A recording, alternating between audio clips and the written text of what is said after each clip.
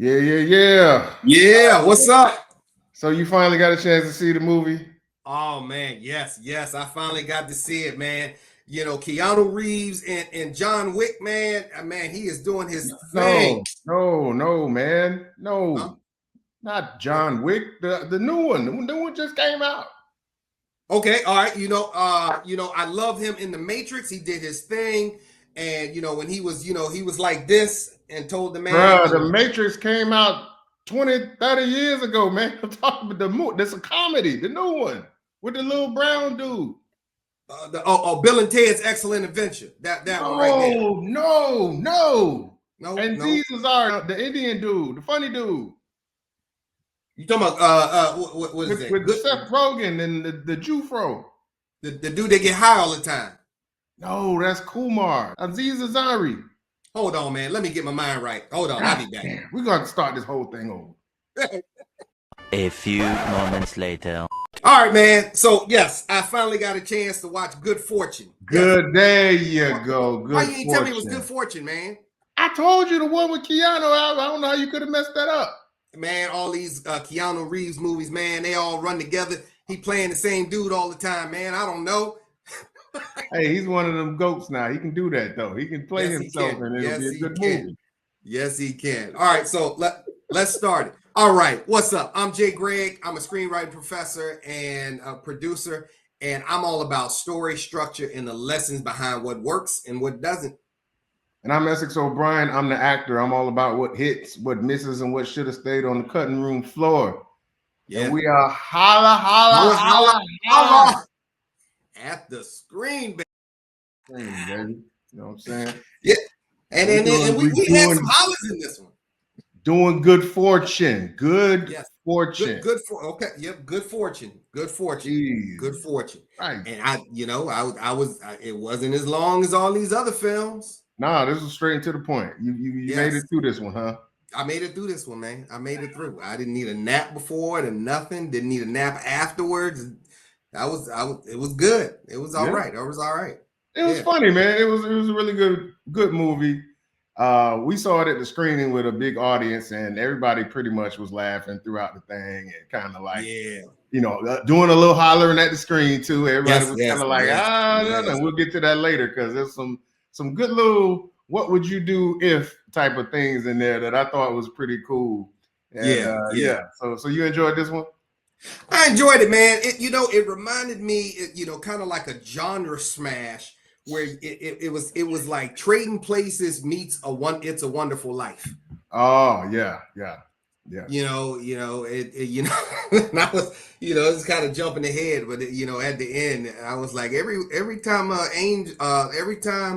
an angel eats his tacos, he gets his wings. When the audience sees that, they'll know what I'm talking about. Oh yeah. Yeah. So what you think? What you think? I like I say, I really enjoyed it, and there was some good. Obviously, there's some messages in there. There's a lot of heartfelt moments in there, and some things that really make you consider your life and where you are in life, and what you appreciate and what you don't appreciate. And so, when you get a comedy like that, that is legitimately funny, well cast, pretty well written, but then it has some heart and some real world messages to it, then I think you got a good time at the movies. This is something that, and I think it was R-rated, or it might have been PG-13. But I think if you got some teenagers, you can sit down and watch this with them too, and have a good time with pretty much the whole family. Let's give the log line. Oh yeah. All right, so it's real simple. The log line is real simple. It's a well-meaning but rather inept angel named Gabriel meddles in the lives of a struggling gig worker and a wealthy venture capitalist. And I you know what? I like this role for Keanu. It's kind of like he was playing an extremely exaggerated version of himself. Yeah. But it was so cool to see him like that. Yeah, man. He kind of going back to his comedic roots. You know what I'm saying? We talked about Bill and Ted's Excellent Adventure back in the day. He plays these roles, these unassuming, innocent, well-meaning, yet a little goofy and spaced out roles. He does them so well. And then when you consider the fact because a lot of people do look at him and they see Neo, or they look at him and they see John Wick. So when you contrast that to this type of role, it's refreshing, and it's also like, man, that's the Keanu that I originally fell in love with and grew up to know. And so he kills it in this. To me, and you mentioned that sort of dichotomy between, you know, like a Trading Places and It's a Wonderful Life. It's a Wonderful Life, yeah. This part in this film is kind of like, you know, fish out of water, so to speak, especially when he loses his wings as an angel. So now he's a fish out of water, dealing with these other two in a Trading Places situation.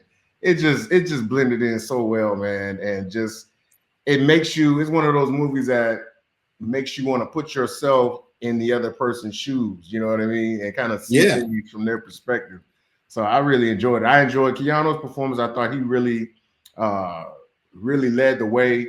But Seth Rogen and Aziz Ansari had great chemistry. They're pretty much the laugh track, you know, supplying all the laughs here. And then Keke Palmer did her thing as well. Like I can't say all the performances, everybody was really well fit into their roles, and I just enjoyed it tremendously.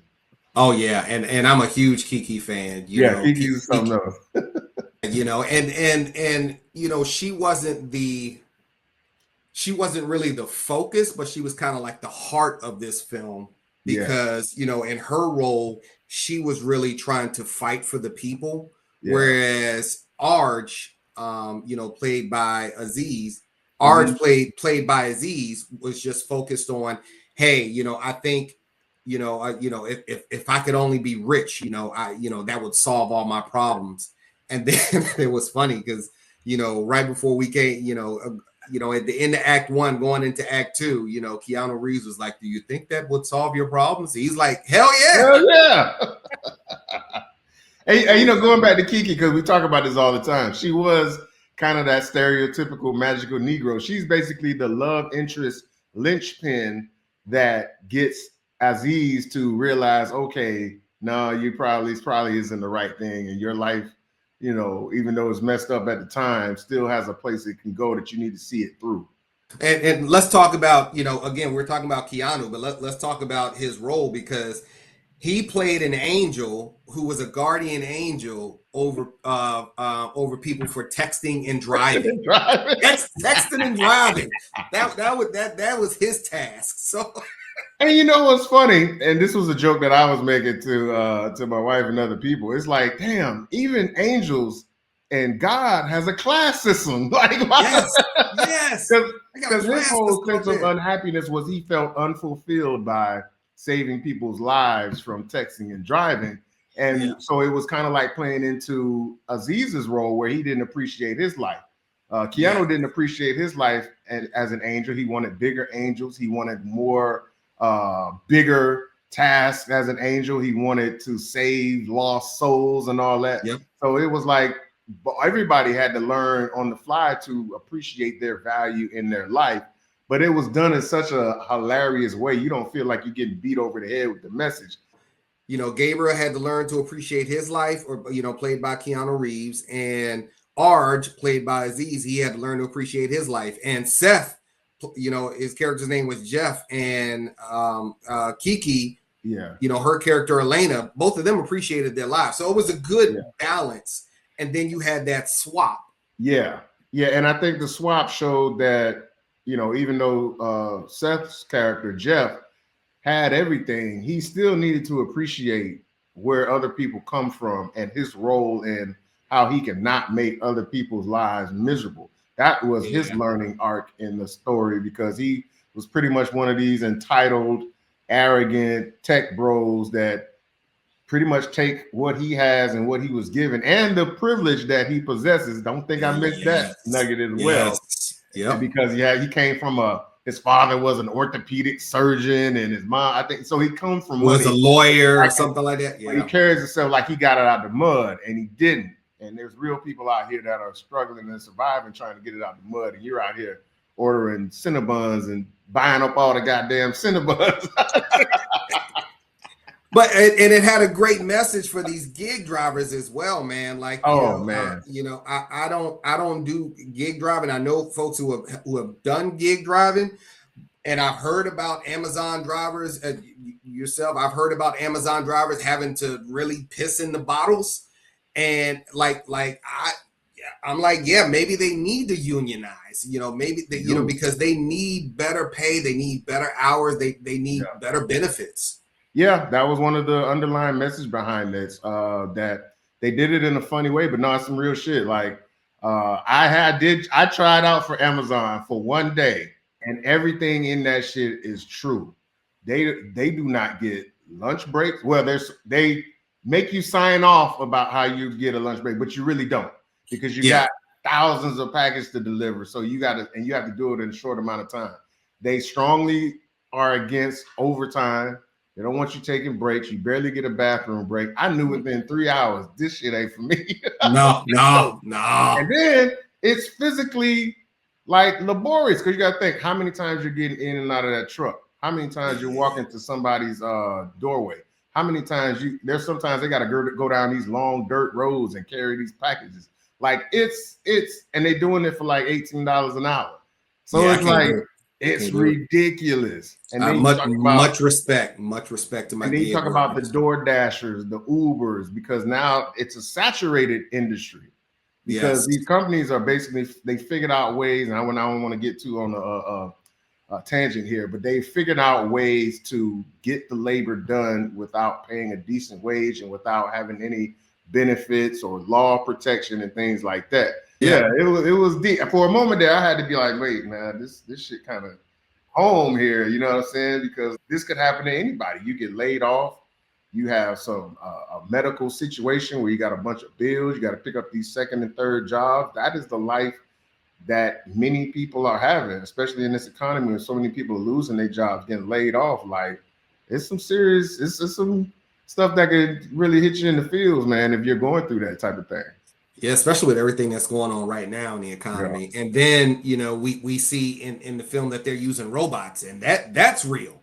The AI. I went to Atlanta and I saw the little robots on the road, trying to take, people their packages or food or whatever. And I was like, this is crazy. All those jobs that like people kind of fall back into, or jobs that we had when we were kids, like 14, 15 years old. In the next 5 to 10 years, they're going to be gone. They're going to be robots and AI doing that stuff. So where do you get a kid who's 16, 17 years old, wants to, get a job, parking cars or delivering food or bagging groceries? They're getting rid of all the grocery store lines. It's going all to self-check. Where does that kid go to get that job to save up for a car or just to pay his car insurance and put gas in the car? You know what I mean? Like, and learn about the hustle. Learn how to hustle. Ain't no more hustle jobs. No. As funny as it was some real moments in there where you was like, man, damn. It was. It made you think a lot about how the tech industry is treating the middle class right now, and make you wonder, is there really still a middle class? Because everybody is trying to really just survive. It goes back to good times, scratching and surviving. Yeah. Again, great messages throughout the film. What made you holler? Oh man, what made me holler was when Aziz Arj decided to fake his amnesia so that he could stay rich for a longer period of time. So just to give a little bit of it away, because he only had a week, right? Yeah. So because of Keanu's involvement, him being an angel, he wanted Arj to appreciate his life more. So he thought it would be a good idea to switch him with Seth Rogen's character, who's a multi-billionaire, maybe millionaire tech bro, so that he can see that it's not all that. But again, he's such a goofy, kind of out of touch angel. He doesn't realize a poor person would love to trade places with a rich person like that. So obviously, he falls in love with it. He uses it to get Kiki, get a girl, and now he needs to switch back, but he has to agree to switch back. And so instead of doing that right away, he has to want the struggle back. Yeah. Don't you want your life back, Arj? Hell no. That couldn't have been a black person in there. So on the drive back, that's what me and Jody was asking each other, like, what would you have done? Would you have switched back? Would you have switched back, bro? No. Hell no. No. And you need to see the movie to really understand. Okay, obviously, you know how movies work. Yeah, he goes back, obviously, and the reason that he does, I think, was well written. But for the most part, in the real world, like even if you wouldn't have got the girl that you was falling for, you just would go get you another Kiki from another Target or something. There were a couple moments that made me holler. One, when Seth gave Aziz the credit card. Immediately, I was like, "No, don't," because I saw the setup coming. You saw the setup. It was coming, a little predictable in certain areas. I saw the setup coming, especially when he said he had a date and he already had the credit card. And the guy's telling him, "You should take it to this expensive restaurant. This is where all our tech bros go." I was like, "Nah, he's going to use the credit card. He's going to end up getting fired." And which he should have known better. By the way, he should have known better that if a rich dude tell you to take somebody somewhere, it's probably too expensive for you. But for the purpose of the film, it was a good little segue or whatever. Yeah. And I did that was messed up. That was messed up. It was. And I did appreciate how Kiki said we can share a meal, because you see on social media so many times where, you know, the woman is like, you got to spend X amount of money on me and this and that. And now you see Kiki saying, let's just share this meal. And I was like, okay, good. We finally get to see something like that. And then it was still $340. Like, I think everybody in the restaurant should have put something on that. For real. And then the other thing that made me holler was, so back to this, you know, God got a class system in the angel thing. Like, they didn't even appreciate what Keanu was trying to do. They took my boy wings. They made him a regular person. And then he went, get fired. You get fired for being an angel. Like, he should have asked for a supervisor. I think the head angel. I'm like, I would have asked for your supervisor, lady. You can't just kick me out of the angel court because I did one thing wrong. Let me holler at Jesus. Where Jesus at? Where Jesus at? I thought that was hilarious. I don't know. Maybe I was the only one that picked up on it, but I was like, man, the angel shit is just as bad as being down here. Yeah, so they take his wing. He becomes a chain smoker, eating chicken nuggets all day. Dude, I wanted to see him get fat. Yeah. But it was funny because when he got fired, he started going gray. Yeah, he was gray. So I was like, okay, we're seeing his human side, but I really wanted to see him fat eating all that food. Yeah. It was just hilarious. It was a good film. It was good. I will say that I was a little disappointed at the end. Okay. You know, I did appreciate the fact that Seth Rogen's character was, you know, saw the error of his ways, and he said, okay, we're going to get rid of these robots, and, you know, we're going to make sure we employ people. He paid to get, you know, Arj's car out of tow because that was a big problem in there, and that was like $500 something bucks. But I wanted to see him maybe put him on the payroll, bring him in. It's like, all right, I decided to go back to my shitty life and give you this back. Hook a brother up. Right. He still got away with getting his life back and basically just doing pennies of give back. You know what I mean? I would have preferred either, like you say, either him doing more or maybe showing a little more reality of, and he kind of went back to not giving a shit. You know what I mean? Mm-hmm. Like, you still, Arj still has to live his life and make the best of it. But this world, in the real world, he probably, he might have done a little something, get your car out of there, but for the most part, they don't care. Yeah. So either one would have been a stronger choice, is what I'm saying. So either he brought Arj up to, you know, truly give him an opportunity, or stayed closer to where he was going in the first place, which would be a little more realistic to me. If I was Arj, I'd have said, "Oh, Gabriel, before you tap me on that shoulder, let me go get some of the watches and stash them somewhere." Yeah. So again. Or like, man, everybody just do it together. Like at one point I was like, well, why don't they just stay together? They was good friends, you know, just stay together and help each other out. But I guess Angel, you know, Keanu had to go back to being an angel regardless, even though they fired him. You know what I mean? Come on, man. But he got to be an angel again. I'm sure he Yeah. got his wings back. And again, just like in It's a Wonderful Life, every time you hear a bell ring, an angel gets his wings. So that's why I said every time somebody eat a taco, an angel gets his wings. I had a craving for tacos after the movie too. That movie did, made too. me want some tacos. They had some good looking tacos in that movie. Yeah, they did. They did. So it was a good film. How many hollers would you give it? Oh, let's see. It's a good one. That's a good one. I would definitely watch this again. I want to see it again because I think it was some things that maybe just to make sure it didn't get past me. I would go. I'd go 4 out of 5. Give it 4 out of 5. Really? Okay. I give it 4 out of 5 because just as a general comedy, I don't just go by how I was laughing, but being in there with the audience, like people was really enjoying it. Like it was like, Yeah. It was smart, it was funny, and it also had the messages. So as a comedy, I think it was pretty well done.